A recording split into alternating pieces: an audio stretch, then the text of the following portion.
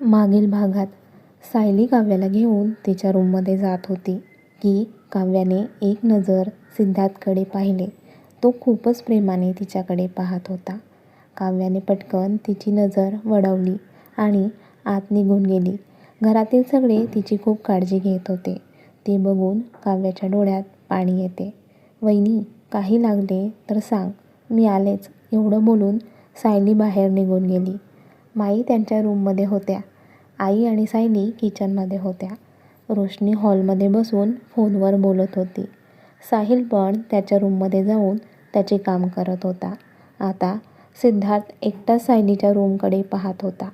हळूहळू त्याची पावले सायलीच्या रूमच्या दिशेला वळली. तो दरवाजाजवळ येऊन उभा राहिला. काव्या बेडला टेकून बसलेली होती. तिच्या मनात सिद्धार्थचे विचार चालू होते. हे तर गेले होते ना, मग इथे कसे? जाताना मला भेटलेही नाही, माझ्याकडे पाहिलंही नाही. याचा काव्याला आता राग येत होता. माझ्याशी बोलले नाही ना, मी पण नाही बोलणार त्यांच्याशी. काव्या मनातच बोलत दुसरीकडे चेहरा करते आणि तिचे लक्ष दरवाजात उभ्या असलेल्या सिद्धार्थकडे जाते. सिद्धार्थ तर तिच्याकडे एकटक पाहत असतो. त्याचे असे पाहणे तिला अस्वस्थ करत होते. काव्या त्यांना बघू दे असे. तो त्यांच्याकडे पाहायचे नाहीये आणि ती चेहरा दुसरीकडे वळवते. ती आपल्याकडे पाहत नाहीये याचे सिद्धार्थला वाईट वाटत होते. तो काहीही न बोलता तिथून ताडताड पावले टाकून त्याच्या रूममध्ये निघून जातो. इकडे काव्याला राहवले जात नाही. ती दरवाजाकडे पाहते तर तिथे सिद्धार्थ नसतो. हे गेले का? यांना राग आला असेल का? आता काव्याला तिच्या वागण्याचे वाईट वाटत होते. उगाच त्यांना इग्नोर केले मी. रागावले असतील आता ते. आता काय करू मी? पण त्यांनी का रागवायला पाहिजे? रागवायला तर मी पाहिजे ना. मला सोडून जाताना त्यांनी विचार केला होता का माझा? मग मी का त्यांचा विचार करू? असं बोलत ती बेडवर आडवी होते. काव्या, तुला त्यांचा विचार करायचा नाहीये. ती एक दीर्घ श्वास घेऊन सिद्धार्थचे विचार करायचं बंद करते. पण राहून राहून तिच्या मनात सिद्धार्थचेच विचार येत होते. काय वाटते? काव्या सिद्धार्थला लवकरात लवकर माफ करेल का आता पुढे? काव्या सायलीच्या रूममध्ये आराम करत होती.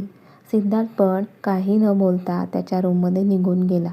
खरं तर त्याला वाटत होते काव्या पण रूममध्ये येईल, पण आईंनी तिला खाली सायलीच्या रूममध्ये पाठवले. आईला काव्याची काळजी आहे म्हणून आईने तिला खाली थांबायला सांगितले आणि काव्यासाठी तेच योग्य राहील. तो स्वतःला समजावण्याचा प्रयत्न करत होता. समजावण्याचा प्रयत्न तर करत होता, पण त्याचे मन अजून पण काव्यामध्येच अडकून होते. तो सोफ्यावर भरून मागे डोकं टेकून डोळे बंद करतो. काव्या जोपर्यंत बरी होत नाही तोपर्यंत ती खालीच राहील का? रूममध्ये येणारच नाही का? असे एकना अनेक प्रश्न त्याच्या मनात चालू होते. त्याला तर काव्या त्याच्या नजरेसमोर हवी होती, पण ती तर खाली होती. खरंच मी जर काव्याला सोडून जायचा विचार केला नसता तर काव्या आज ठीक असती आणि माझ्याजवळ असती. बराच वेळ सिद्धार्थच्या मनात विचार चालू होते. तो उठून गॅलरीमध्ये आला. त्याला टेन्शन असले की तो प्यायचा. तो टीपॉयच्या खालून एक बॉटल काढतो आणि तोंडाला लावतो. त्याला आज ग्लास पण नको होता. एक घोट पिऊन तो बॉटल खाली ठेवतो. तोच त्याच्या मोबाईलला सागरचा मेसेज येतो. सर, तुम्ही आताच फ्लॅटला यायला निघा. सिद्धार्थ मेसेज बघून ओके रिप्लाय करतो. बॉटल पुन्हा खाली ठेवतो. पण तेव्हाच काव्या त्याला रूममध्ये येताना दिसते. तो गॅलरीमध्ये एका साईडला लपून तिच्याकडे पाहत असतो. खरं तर तिला आईने सांगितले होते खालीच आराम कर म्हणून, पण तिला फ्रेश व्हायचे होते आणि कपडे पण वर रूममध्ये होते. तशी सायली म्हटली काव्याला मी आणून देते, पण काव्याला रूममध्ये यायचे होते. तिने मगाशी पाहिले होते. ती सायलीच्या रूममध्ये जात असताना सिद्धार्थ एकटक तिच्याकडे पाहत होता. त्याच्याशी बोलायचे नव्हते, त्याच्याकडे पाहायचे नव्हते, पण त्याची काळजी वाटत होती. कितीही मनाशी ठरवले की त्याच्याकडे पाहायचे नाही, पण ते मन मानायला तयार नव्हते आणि शेवटी ती त्याच्या रूममध्ये आलीच. कपडे घेऊन फ्रेश व्हायला आत निघून गेली.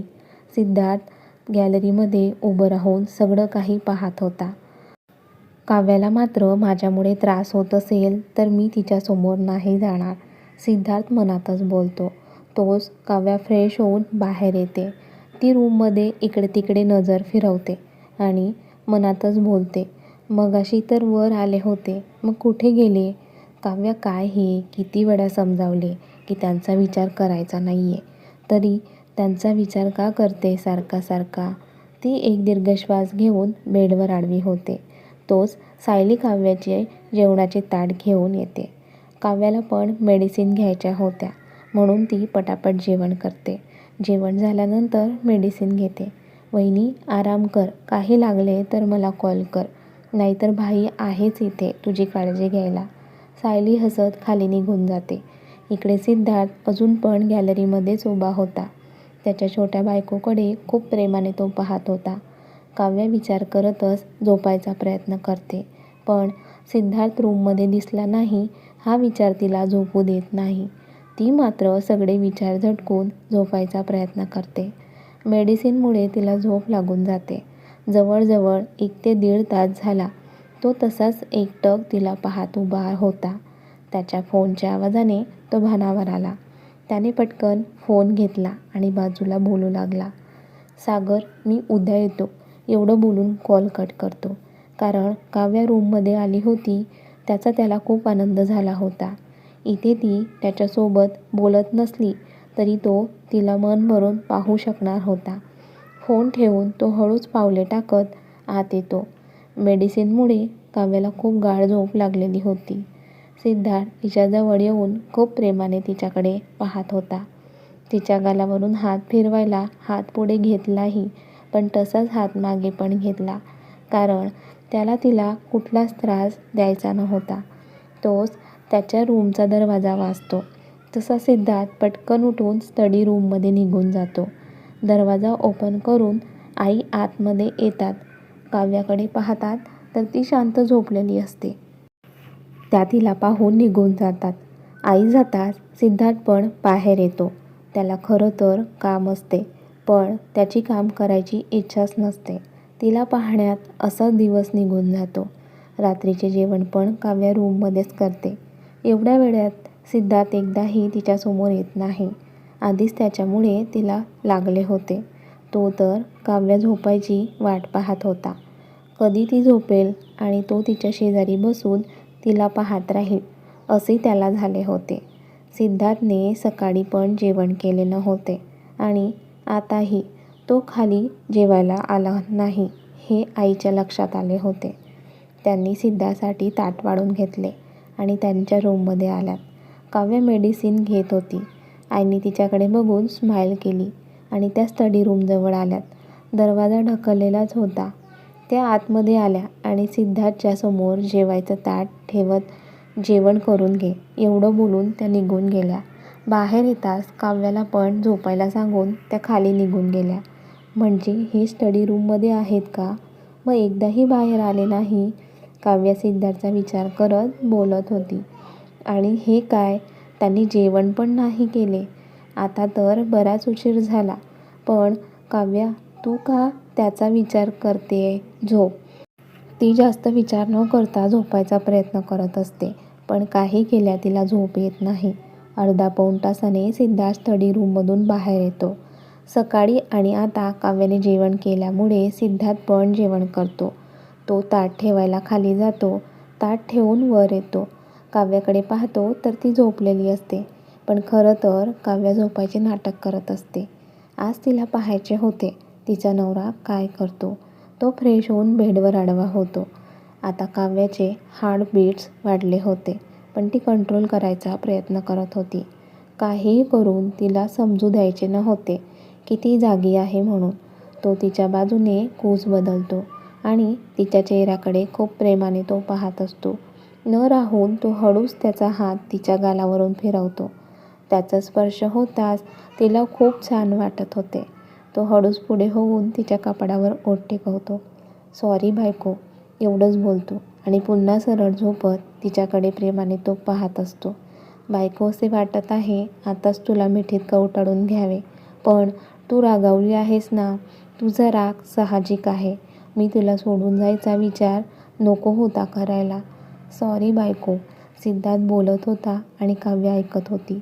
खूप भारी वाटत होते तिला. बराच वेळ तो तिच्याकडे पाहत एकटाच बोलत होता. कधीतरी त्याचा डोळा लागला. त्याची काही हालचाल नाही आहे हे बघून काव्या हळूच डोळे उघडते आणि त्याच्याकडे पाहते. झोपमध्ये तो खूपच हँडसम दिसत होता. त्याचे अस्ताव्यस्त झालेले केस कपाळावर आले होते. ते काव्याने तिच्या नाजूक बोटांनी बाजूला केले. त्याच्या गालावरून प्रेमाने हात फिरवला. कितीही मनाशी ठरवले त्यांच्यासोबत बोलायचे नाही तरी तसे होणार नव्हते. तसे तर दोघांना एकमेकांशिवाय करमत नव्हते. पण ते दोघं एकमेकांना समजून घेण्याचा प्रयत्न करत होते. ती पण हळूच पुढे सरकते आणि त्याच्या कपाळावर किस करते. थोडं उठताना तिला गरगरल्यासारखे होते पण ती स्वतःला सावरून पटकन खाली झोपते. ती हळूच त्याच्याजवळ सरकते. त्याचा एक हात तिच्या पोटावर ठेवते. तिने तसे करताच सिद्धार्थ पण झोपमध्ये तिला अजूनच जवळ घेतो. त्याने जवळ घेताच तिच्या चेहऱ्यावर स्माईल येते. कधीतरी तिला त्याच्या कुशीत झोप लागते.